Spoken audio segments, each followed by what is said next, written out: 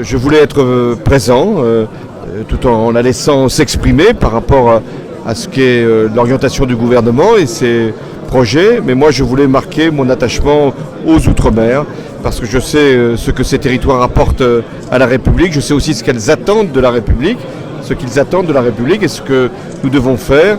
Et vous savez que je me suis donné un objectif au-delà de tout ce que nous avons déjà engagé pour le logement, pour la lutte contre la vie chère, pour l'emploi, parce que c'est la première priorité en Outre-mer comme en métropole, mais encore davantage en Outre-mer. Et je me suis engagé à faire la visite de tous les territoires ultramarins.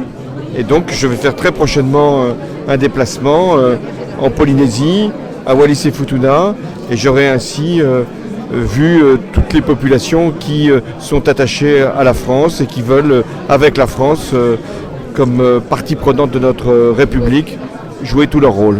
Les Outre-mer ont une attente particulière de votre part? Oui, nous faisons en sorte que chaque loi puisse avoir sa dimension ultramarine.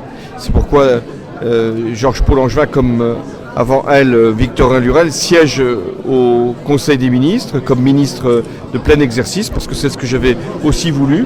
C'est lors, ça permet à la ministre d'intervenir sur tous les projets de loi pour insister sur la dimension ultramarine. Et par ailleurs, nous avons déjà voté plusieurs textes concernant l'outre-mer, et il y a un travail qui est mené par Victorin Lurel pour l'égalité entre tous nos territoires, et plus particulièrement en outre-mer. Et là aussi, nous y donnerons la suite qui convient.